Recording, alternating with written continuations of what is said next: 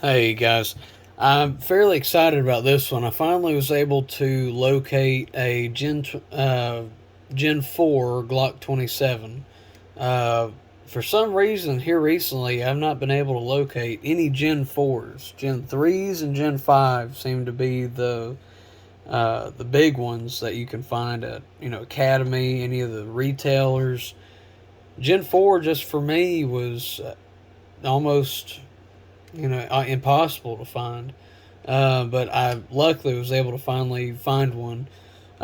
Both these, as usual, are both empty mags, nothing in the chamber.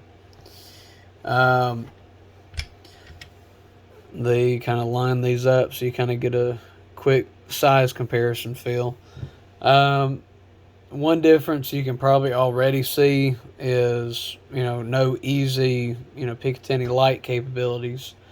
Um, and I mean, real quick, I instead of looking them up, I went ahead and just kind of measured here with the mat that I have. The Glock 30, the overall length is going to be from the front of the barrel all the way to the back is about 6 inch or 6 5/8 inch, and the Glock 27 is 6 1/8 from front to rear. So line that up. The overall height going from the top of the sights down to where it would be flush. Let me pop these mags out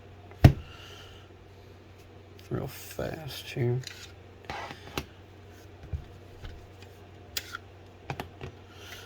Alright, so line these up top to bottom, and yeah, they are just about exact. The Glock 30 I measured here again with this mat, it's in eighths. It is, I got 4 inches or 4.5 inch with an extension, and the Glock 27 I measured in at 3 7/8. So very, very little difference. I mean, as you can probably see, there's probably just that much space kind of just in here. Um, the overall width on these, still not very much difference. Glock 30S, I was able to get at 1 2/8, and the Glock 27 was 1 1/8. But it was a very, very uh, tight run there. I mean, I don't know. You can kind of see how far that sticks out. I mean, there's not that much difference, but you can kind of see a little bit more frame on the 30S. And capacity, that's where most guns have their drawbacks. But so this is the 27, and as you can see, flush. This is an extension. Flush is 9+1. I have not looked yet on the extensions, but I do know you can get +1, and I believe there's +2. But I just went with the basic estimates. The 30S, 10+1, or you can get a flush or a higher cut mag, which if you line these up right here, so that's the 10+1, and so a flush fit basically be about like that. But I mean, like I said, all in all, if you line the crease of those up, so I'm going to put the smaller gun on top here, there's not that much difference on the overall height. And really, it just kind of comes down to the weight. I mean, here bare bones, they feel empty, about the same weight. And once they're loaded, I definitely know the 27 has the 30S beat by a long shot. So if weight is a constraint, 27. And, if you're diehard 45, 10 plus 1, you really can't beat that compared to, a competitor, more or less, if you're talking, 40 caliber. I know the next one I get will be a 23. And main reason why I want to do that is all I have to do is buy a 26 Slide with internals, barrel, and recoil spring, and I can use the same lower. I don't have to buy a whole new gun. Same with a 23. You just buy a 19 Slide, barrel, recoil spring, internals, and you can slide it on the 23. They are both compatible, forward to back, as long as you have the slide. You can buy conversion barrels to where you keep everything same internal. You just have a barrel made specifically for the 27. But me, I'd much rather like to just be able to pop that off and pop the slide on without having to really do too much swap over work. Other than that, the only other comparison, again, empty, would be trigger pull. So you come to that wall, have a little bit of creep, and a very nice break. The 27, come to a wall, little bit of creep, but in my opinion, the 27 does have a better break than the 30, the 30S. And again, that's also going to be caliber. You're going to have a little bit more stiffer internals with the 45.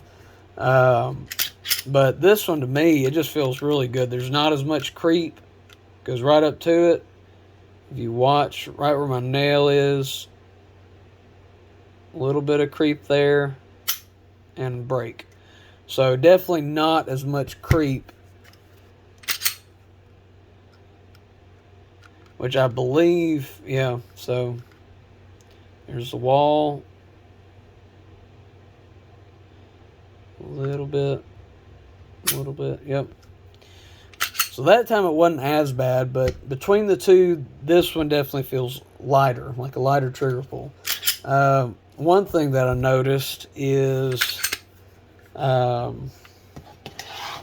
the trigger depth. So from the forward face to the back, we're looking at 3 inches.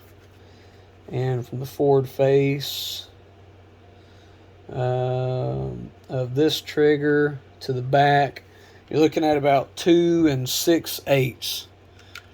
So from the front here to the back are about 2 6/8, and then this one, and also it's going to be to the mag, to fit the round. So just for example, this one's the 40.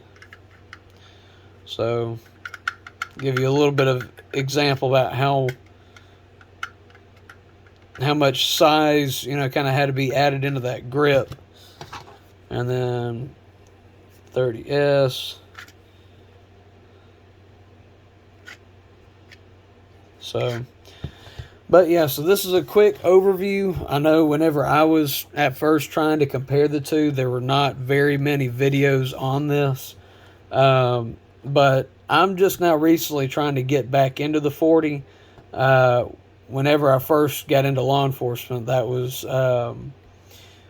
40 was what we trained on. I didn't really like it. I was used to 45. 45 to me is just a really soft shooting caliber. 9mm to me is more poppy. I don't know if that makes sense, but I was started on 1911 frames. It was a hard transition to get into Glock, and once I got into Glock, just the simplicity of it, being able to grab it and fire without having to accidentally miss the safety on the 1911. I mean, even now, I still feel when I grab my gun, I still feel my thumb wanting to just go down and take the safety off. So I mean, I still am, after 8 years of shooting with Glock. I still have that momentum down where I grab my thumbs up high and it goes down, and like as I present it, it goes down and drops that imaginary safety there. Um, and to me, I don't know. Once I've shot Glock for so long, it's it takes a few rounds on new guns to get used to the way it shoots in terms of your grip angle. But literally, if you point and you just slide that gun right in there, all I'm doing, I'm still pointing the same direction. I haven't moved anything. So I'm pointing, and then open your hand, finger doesn't move, and your finger is still pointing in parallel with the barrel. So that is one thing that I do like about the grip angle, is literally Glock can become an easy point and shoot gun. And I mean, of course, if you've trained on other guns, you will over time get used to the angle, and you almost already have your finger pointed in that trajectory. But I don't know. For me, going off of 1911, it was hard, but once I got the hang of it, it was a very simple. You see the target and you draw and shoot. You don't even have to line your sights up majority of the time. And yes, I do usually tell first-time gun owners, feel a Glock. Don't really. If it feels awkward in your hands in terms of the angle that the slide or barrel are facing, I would still get one.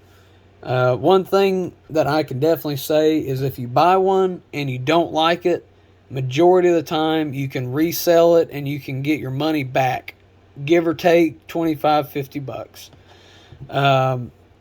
And I don't know, it's the simplest thing that I have to say to people, because if you own it, you take time with it. It's not like at a gun range where you just have an hour to get a feel for a gun. You can take it home, you clean it, you get to know the gun inside out, upside down, and after you've spent a few months with it, if you really don't like it, then at least you're able to trade it in and get another gun, and you can always compare your memories from what you've had with the Glock to your new gun. And if you don't like that new gun, boom, it gives you more knowledge so that you know what fits you the best. Because when it gets down to it, if you needed the gun, you want to feel confident with it at all points and aspects, throughout the day and when it comes time for you to actually need it. But other than that, guys, I hope I have hit on most of the things. I know for the most cases, everything that I've labeled here was one thing that I was looking for whenever I wanted to compare. And I guess one side thing, for Gen 4 to 4 is, you have, which this could be, they're both labeled Austria here. Let's see, Smyrna, Georgia. Yep. So main difference is also going to be the texturing here. That'll be the only other difference, but everything I've labeled here in the video is items that I was looking for in a video whenever I wanted to compare, a good Conceal.